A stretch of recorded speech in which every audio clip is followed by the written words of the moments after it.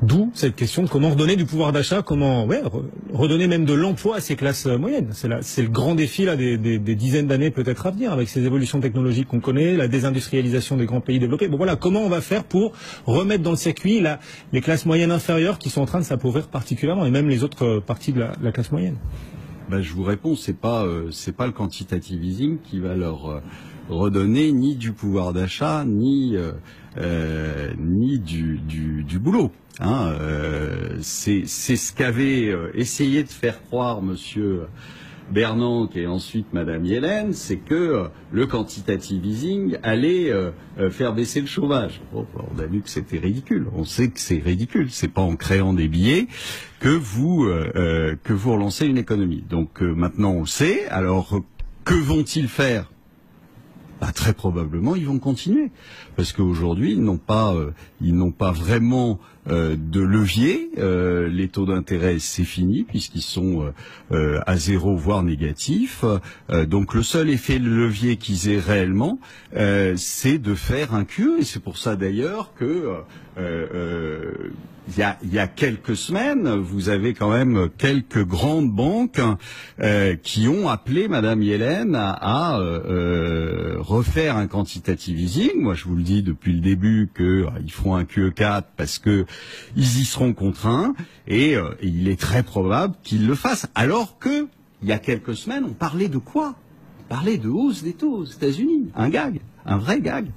Et donc voilà, ils feront ce qu'ils ont toujours fait, ce qu'ils font depuis des années, c'est-à-dire dès que vous avez un problème, il suffit de faire tourner la planche à billets et le problème n'est jamais réglé, mais ça permet à quelques-uns de continuer à avoir du boulot et à s'enrichir. Voilà. Donc, mais malheureusement, ça ne règle aucun problème. On le sait. Donc plutôt que les banques centrales, ce sont les États qu'il faut attendre. Plutôt que les banques centrales, ce sont les États. C'est des États qu'il faudra attendre une solution. Vous n'avez jamais rien. Vous n'avez jamais rien pour la bonne et simple raison que ça serait très douloureux. Si les États devaient dire la vérité, ça serait épouvantable. Parce qu'il devrait dire aux gens, écoutez, voilà, la retraite, c'est pas 62 ou 63, c'est 70 ou 75. Ça veut dire que quand vous allez à l'hôpital, eh bien, vous paierez, parce qu'on n'a plus de sous pour le faire.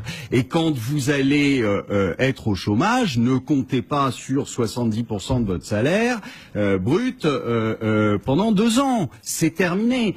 Si vous dites ça, si vous dites qu'il n'y a plus d'allocation, qu'il n'y a plus parce que l'État est ruiné, qu'est-ce qui se passe à votre avis?